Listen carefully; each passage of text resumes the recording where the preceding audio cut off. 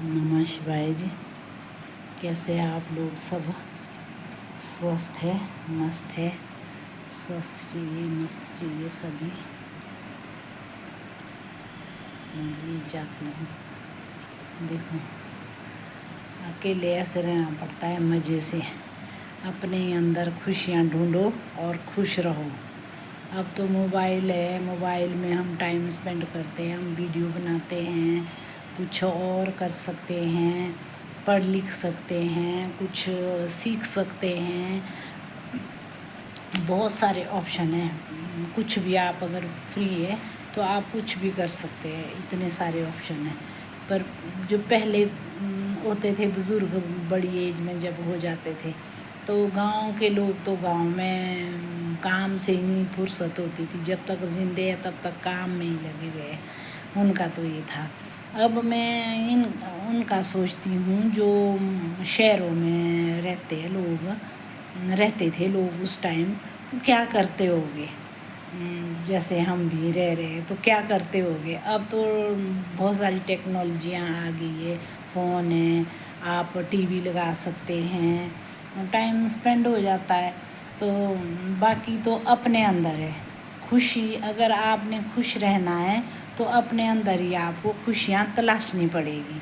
अगर आपने दुखी रहना है तो फिर दुख भी अपने अंदर से ही आएगा। फिर छोटी छोटी बातों के बारे में सोचते रहो, ये हो गया।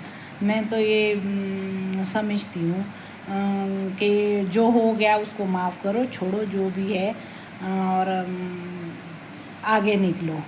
और अगर आप गलत है तो आप माफ़ी मांगो और आगे निकलो। माफ़ी मांगने के तरीके भी 3 होते हैं। एक, लोग तो कन्नी काट देते हैं, माफ़ करना जी गलती हो गई, हम चले। माफ़ी मांगने का भी तरीका होता है। जो दिल से मांगता है ना, वो कैसे मांगता है, और जो कन्नी काटता है वो कैसे मांगता है। ये माफ़ी मांगने के 3 तरीके हैं। 3 तरीके अगर आदमी 3 बारी बोल दे तो समझ लो ये दिल की गहराई से माफ़ी मांग रहा है।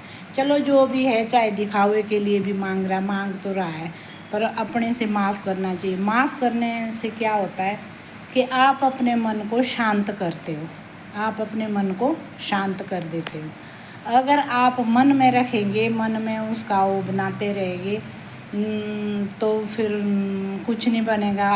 अगला तो मज़े में, कष्ट किसको है? आपको, जो माफ़ नहीं कर रहे, जो छोड़ नहीं सक रहे। छोड़ना सबसे बड़ी चीज़ है। हाँ, जहाँ नहीं समझ आती, कोई आपकी बात नहीं समझ रहा है, उसे कभी उलझो मत। समझ लो कि तेरे को मेरी बात, तू मेरे लेवल का बंदा ही नहीं है, तू नहीं समझ सकता मेरी बात, इसलिए उससे उलझो मत। उसको छोड़ दो। एक माफ़ी मांगना, एक छोड़ देना, ये सबसे बड़ी चीज़ें हैं इंसान की लाइफ में।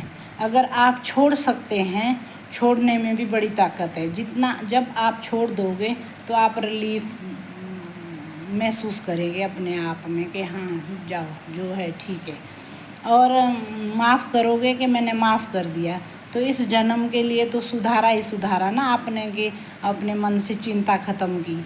अगले जन्म के लिए भी सुधर गई बात, आगे नहीं तो जन्म और मरण के उसमें घूमते रहना पड़ता है। क्योंकि जो ये गांठें होती है ना, ये ठीक करने तो हमारे को आना ही पड़ता है। जो हिसाब किताब है उसको चुकाने कभी ना कभी आना ही पड़ता है। इसी जन्म में चुका दो, माफ़ कर दो, बात ख़त्म। जाओ जी ठीक है, माफ़ कर लिया आपको, दिल से माफ़ किया, आप बहुत अच्छे, बात ख़त्म। तो सब ठीक हो जाता है।